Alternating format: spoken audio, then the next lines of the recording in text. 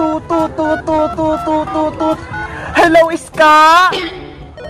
Ay, may tumatawag sa telepono. Sino kaya yan? Hello? Sino to? Iska, si Bebang to. Itatanong ko lang sa'yo kung anong balita dyan sa kabila. Nakita mo naman si Kokowa? Kanina pa ako nagbabantay dito, Bebang, sa kabila yung gate. Pero hindi ko pa nakikita si Kokowa. Ganun ba? Sige, Iska, tumawag ka lang sa telepono ko kapag nakita mo na si nanay pati si Kokowa.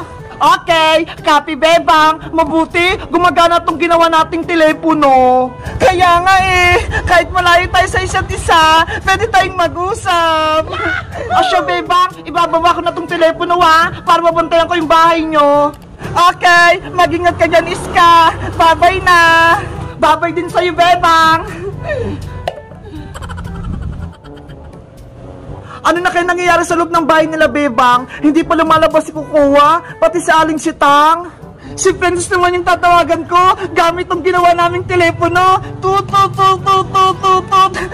Hello, Princess! Ayun, malapit na ako sa tindahan. Makakabili na ako. Parang busy si Princess, walang sumasagot.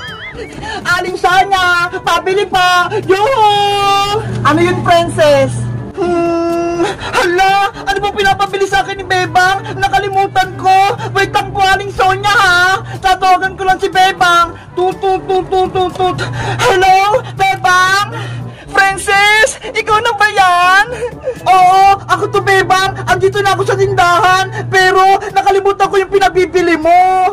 Ikaw kasi, hindi ka nagdala ng listahan. Ang sabi ko, bibili ka ng noodles, sardinas, biskwit. Ayun yung pagkain natin mamayang gabi. Ay, oo nga pala. Kakain tayo sa tent mamaya. Mga pagkain yung bibiliin ko. Bilisan mong bumili, Princess. Kasi nagbabantay pa ako rito sa labas ng bahay namin Baka dumating si nanay pati si Kokowa. Okay, Bebang, copy. Tatawag ako ulit sa'yo kapag meron ako nakalimutan. Bye-bye.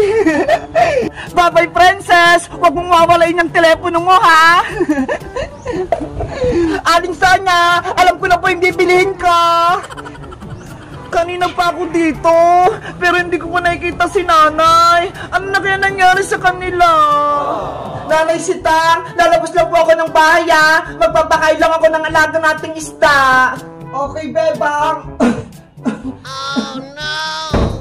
Kawawa naman si Nanay Sitang, may sakit pa siya, kaya ako muna gagawa ng gawaing bahay.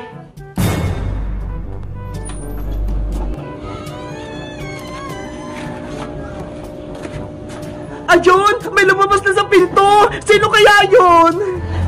Mga isda, kakain na kayo! Oras na para magmerienda! Oh no! Ano? Totoo ba itong nakikita ko? May isa pang Bebang! Kailangan itong malaman ni Bebang! Tatawagan ko siya! Tut. Hello? Bebang? May tumatawag! Hello? Iska? Nakita mo na ba si nanay? Bebang, may sasabihin ako sa'yo. May isa pang Bebang dito sa loob ng bahay nyo. Ano? Paano nangyari yun? Andito ako sa labas ng bahay namin. Ewan ko. Basta, may isa pang Bebang dito. Nagpapakain siya ng isda. Hindi ako nagsisinungaling sa'yo. Lagot, may nanggagaya sa akin. Iska, tignan mo yung isang Bebang. Antayin mo kung sino siya. Okay, mag-observe lang ako dito. Kaya pala hindi na ako hinahanap ni nanay. Kasi may isang Bebang na sa bahay. Sino kayang gumagaya kay Bebang? Masaya pala maging Bebang kasi mahal ako ni Nanay Sitang. Ayaw ko na bumalik sa pagiging Kokowa. Si Kokowa, siya yung nagpapanggap na Bebang. Kailangan itong malaman ni Bebang. Tatawagan ko siya. Tut. Hello, Bebang? Iska, ano? May balita ka? Nako, naputol. Hello, Bebang? Hello? Nako, hindi ko makontak si Bebang. Ano nangyari sa telepono ko? Hello? Ha. Hindi mo na makakausap ang kaibigan mo, Iska. Dahil isasama na din kita sa bahay. Tulong!